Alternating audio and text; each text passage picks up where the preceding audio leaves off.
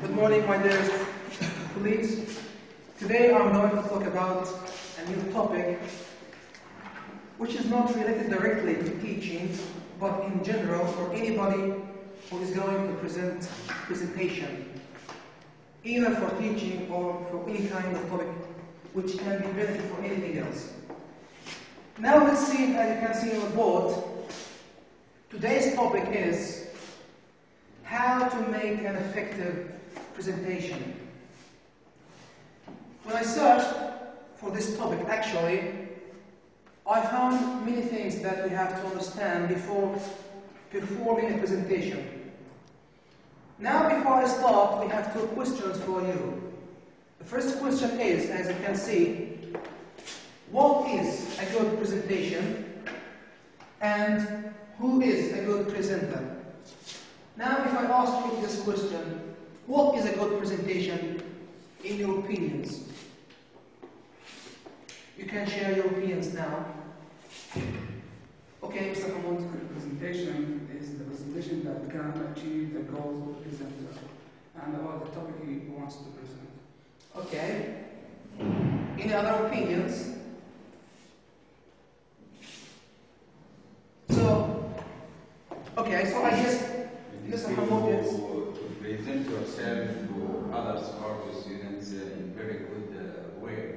to present yourself and your students in a very good way, okay? That's good. Okay, and who is a good presenter? We can say that good presentation is a good style or the best way for offering material. The best style for offering a material. Material. Okay, that's a good idea. What else? Okay, now let's move to the other question. Who is a good presenter in your opinion? How can you judge that this presenter is a very good one or not satisfied? Yes, to select a good material, to organize himself, and to produce his subject or articles to his audience. Okay, Mr. Zaki, thank you. Also, for his appearance should be flexible, and decent character in front of the audience. Okay, so the presenter must be flexible in front of the audience. Okay, now let's discover the truth about these two questions. Now, what is a good presentation? Now, as you have just said, a good presentation, the one that contains a clear message to the audience or to the attendees, the one which is very organized, and the one which contains a lot of graphics, photos and images that can make the people interested in knowing and learning about your topic. This is a good presentation. This is a joke, as you can see, the other joke, as you can see this skirt. A good presenter must be like a skirt or a mini skirt. So long enough to cover the vital parts and short enough to attract the attention of the attendees. Now let's move to how can we deliver and how can we prepare this kind of presentation. If you want to perform your presentation very well and to be a good presenter, we have two main stages that you have to put into your consideration. The first stage is the preparation stage. The second one is a delivery stage. The delivery stage is a moment when you are practicing in front of the audience this presentation. Now let's start with the first stage, which is the preparation stage. During the preparation stage, you have to put into your mind some items to prepare. The first item is a purpose, which is a target or the aim of this presentation. You have to ask yourself, why do you do this kind of presentation? Is it for marketing, for teaching, for convincing somebody for some ideas? You have to choose your purpose. The second item is the audience. You have to know very well what kind of people you are dealing with. Are they teachers, students, literature, very high rank position people. You have to put into your consideration the audience. Number 3 is the venue. You have to consider the venue, which is a place where you are going to perform this presentation. Is it going to be on a stage or a podium? Is it going to be on, for example, in the street in front of some gathering? Is it going to be, yes, in a classroom like the one that we are doing, performing right now? You have to perform. Yes, of course, Mr. Bakri. And in addition, you have to consider the time length, because the time management is very important. How much time do you have to finish this presentation? Because some people are suffering from time, maybe the time is over and the message hasn't been delivered yet. So that's a problem. You have to manipulate the time and manage it. The content is also another factor that you have to put into your consideration. What kind of content are you going to insert in this kind of presentation?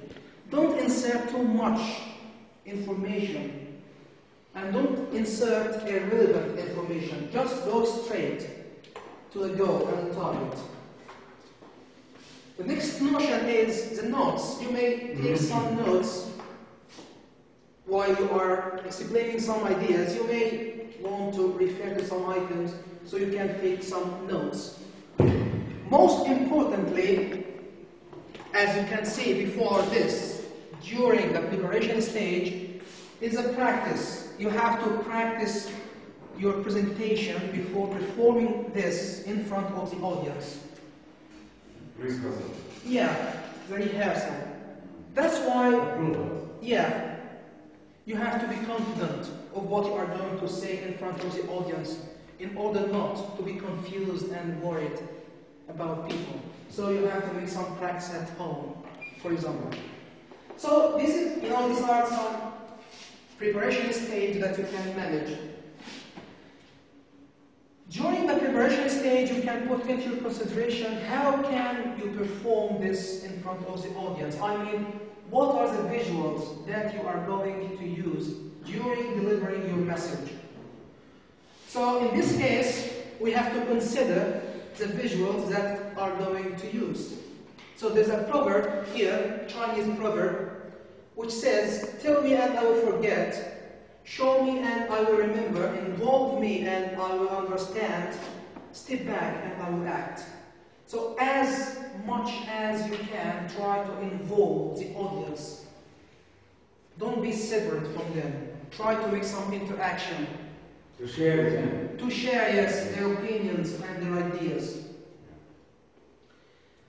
So now here we have some visuals that you can use during a presentation. One of them is the most common one, which we are just using now, which is the OHP, the overhead projector that can present. Instead of just writing on the board and wasting a lot of time, you can just make something like this and broadcast lively, like this. Another thing is a whiteboard that can be used here. As you can see in this classroom, we have here a whiteboard, so we can use this one to give some examples. If you need more demonstration, or if you need some example or some clarification for these ideas. Another one is a duster. As you can see here, if you want to give some examples, you need, of course, a duster or an eraser to erase the example and write again. Don't use your hands. Of course, don't use your hands. It's not professional at all.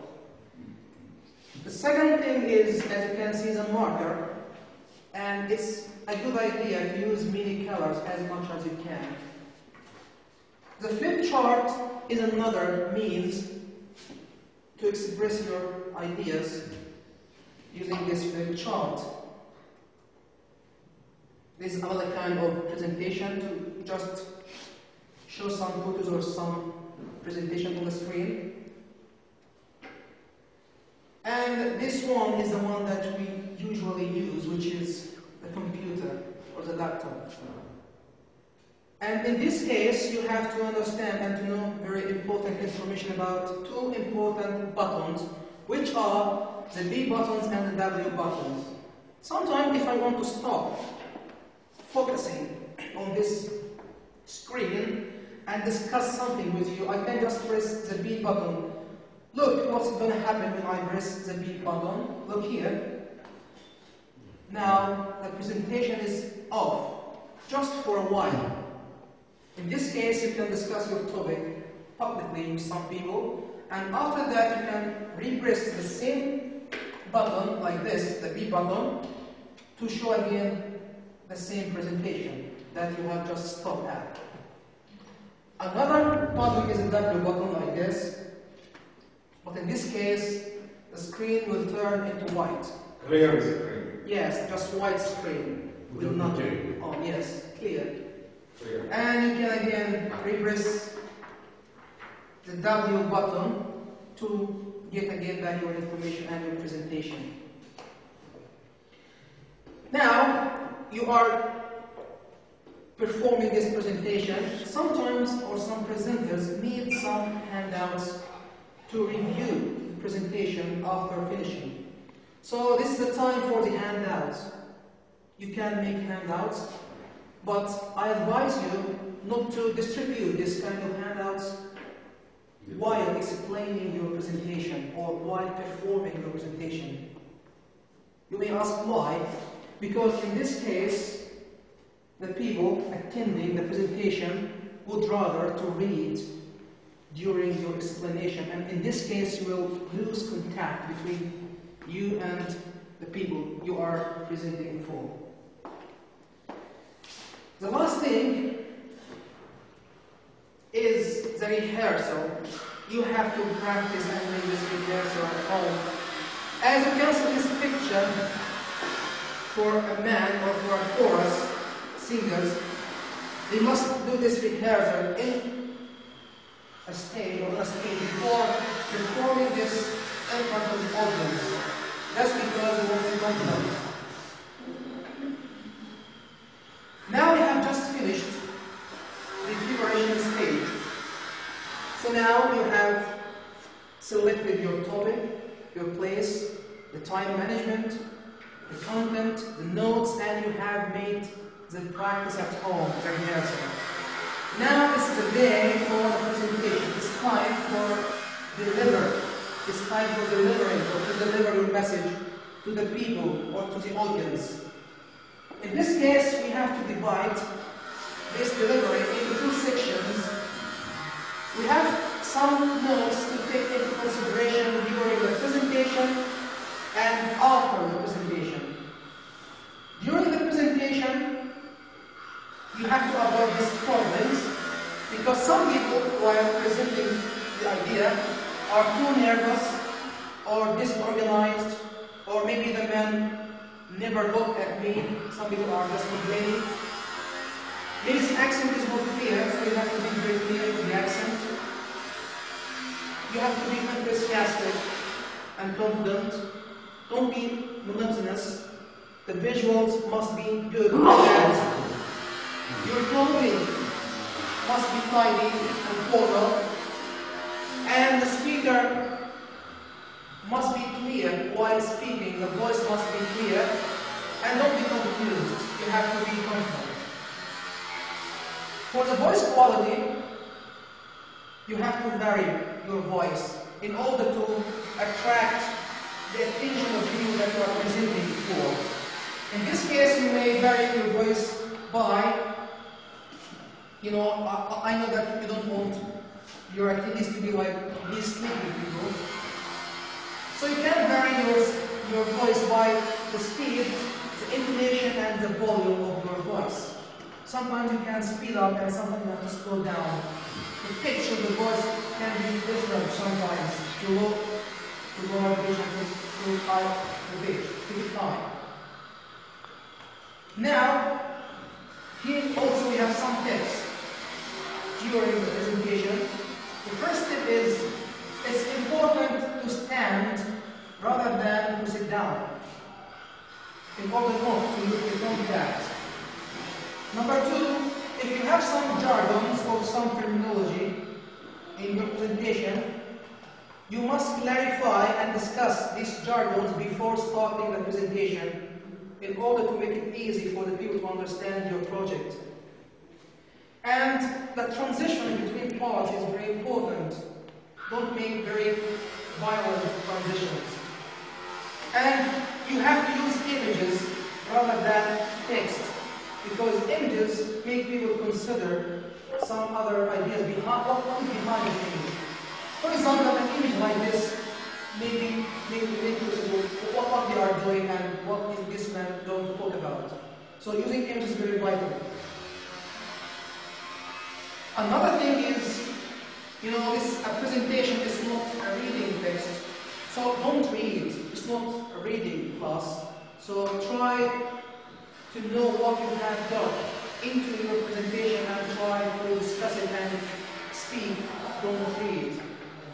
And sometimes you have to present yourself before the presentation starts to let the people know who are you and who are you going to talk about.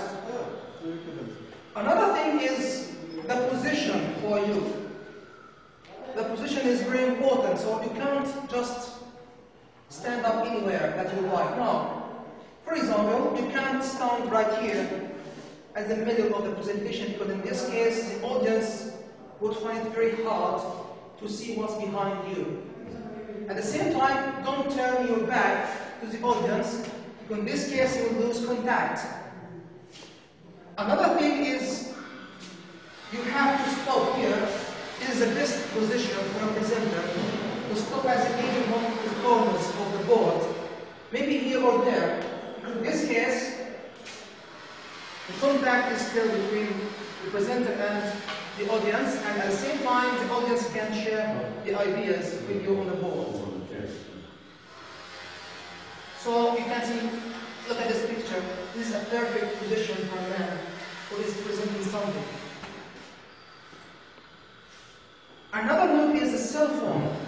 Don't ever make your cell phone available while presenting something, because in this case you may have a missed call, and this may cause some problem and some disturbing for the people that are listening for you.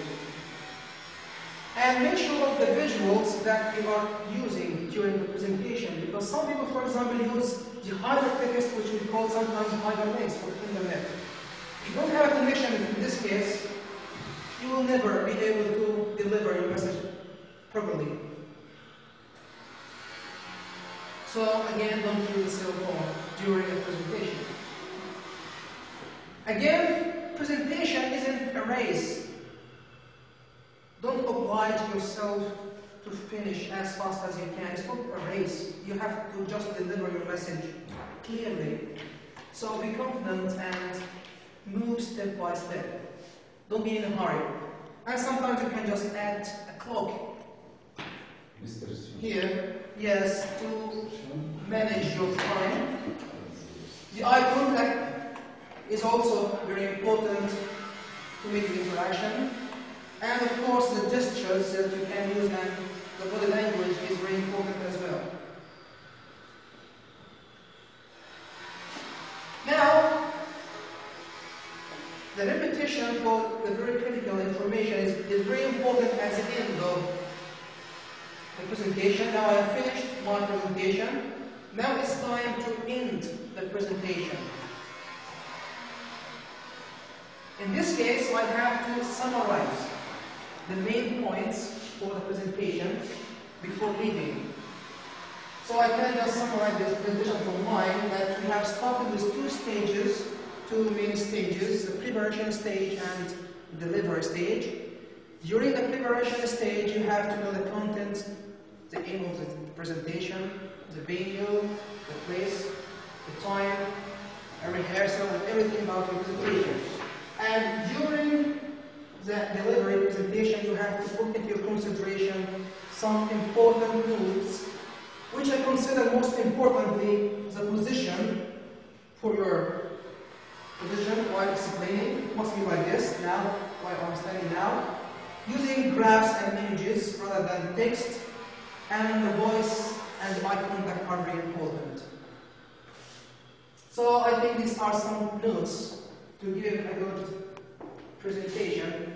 And finally, after summarizing, you can offer some questions and you can let the people ask you some questions if they need any clarification or some help or something special or some notes. So now you can share your opinion about if you need some questions. So any questions for this? Any comments or any notes? Can I just congratulate you for continuing with that noise going on outside? Something that maybe should be factored in when making a presentation in the general environment. Of course, yes, we have to put these notes in consideration. Okay, so that's all, gentlemen. That's, I guess, some beneficial information that may help you when doing any kind of presentation. So thank you very much. And finally, try to end your presentation with a welcoming thank you message for the audience for attending. So I thank you very much for attending my presentation, and it was a smile across the crowd. So thank you very much, and this is my end of presentation. Thanks a lot. Thank you. And goodbye.